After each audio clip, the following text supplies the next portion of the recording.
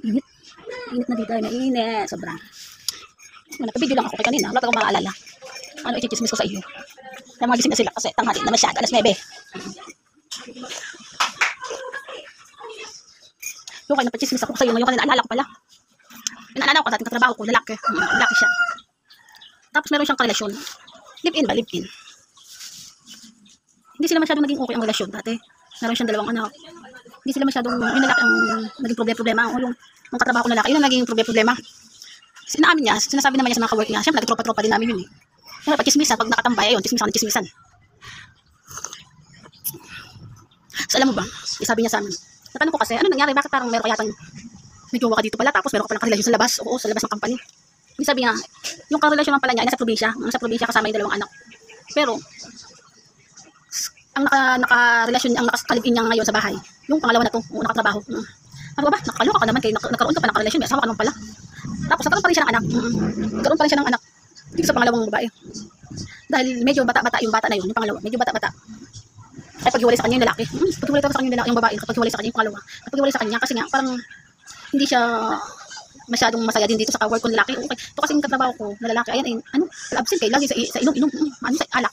Kaya yung nakainom ang karelasyon niya babae na to yung pangalawa. Kaya paghiwalay siya. Total, alam din naman ng pangalawa na meron unang asawa, na nasa probinsya. Kaya nagkaroon lang siya ng relasyon ngayon dito nga sa lalaki to. Kahit alam niya may asawa at 2 anak. Yun, may anak din naman siya doon. Pero nagtago sila mag-ina. Nagtago sila ng anak niya. Ngayon, kaya lang ang naging ano lang dito kasi yung lalaki mahal na mahal siya. Yung kawork ko noon na lalaki, mahal na mahal niya yung pangalawang na relasyon niya. Kahit sabihin mong tinatawagan siya ng tunay niyang asawa, never siyang magre-reply kasi nga in love siya doon sa pangalawa. Ano ba? May mga katangahan naman, hindi meron ng anak, may asawa naman. Masaya naman yung asawa niya, yung una, masaya, mabait. Ewan lang kasi yung itong kawork ko nga na in love sa iba. Kaso, siyempre, karma is karma.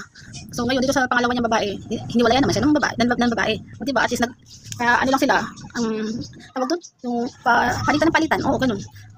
Sa sobrang mahal ng lalaki na to, hinanap pa rin yung pangalawang babae na yun. Kaso hindi na siya nakipaghiwalay sa kanya nung babae ito. Kasi nga meron siyang ibang mahal na lalaki na mas matino. Kakaidaran lang.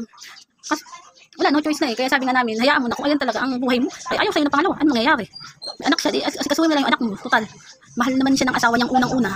Binamahal siya, na inaantay, pero hindi pa rin siya bumabalik. O yung kawork kong lalaki, hindi siya bumabalik kasi nga ang mahal niya ay yung pangalawa. Kasi nakakaloka. Ano ba naman dyan sa work, sa life na ganyan. Kaya hindi ka nga nakontento sa una, hindi ka minahal, at meron kang ibang minahal na pangalawa. Kaso, itong nakakita sa kanya, hindi naman din umayaw, lumayas din.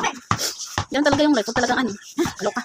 Alala ko lang naman, kasi nung sobrang baliw nga sa pag-ibig, yung binaliw niya, mas binaliw din sa kanya. Ang ganda siguro yung life. Pag malas ka, is malas. Basta yung halaga dyan, yung mga anak mo, kasi kasuhin, kasi anak yan eh.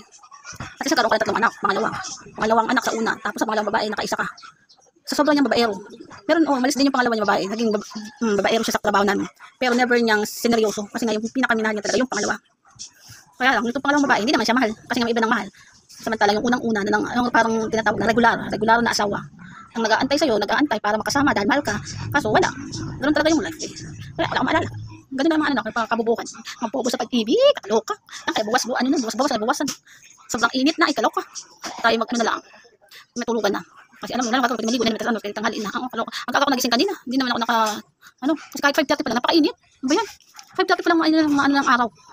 Hindi na sobrang liwanag. Nagbukas na ako ng pinto ng gate. Liwanag talaga. 5:30 pa lang, kalokang summer yan. Sana maging update din pala doon sa dating Taal. Kasi kagabi, yung chika-chika kagabi sa Taal. Nagkaroon ng firework ba yun? Kasi sunog sa mga dahon-dahon.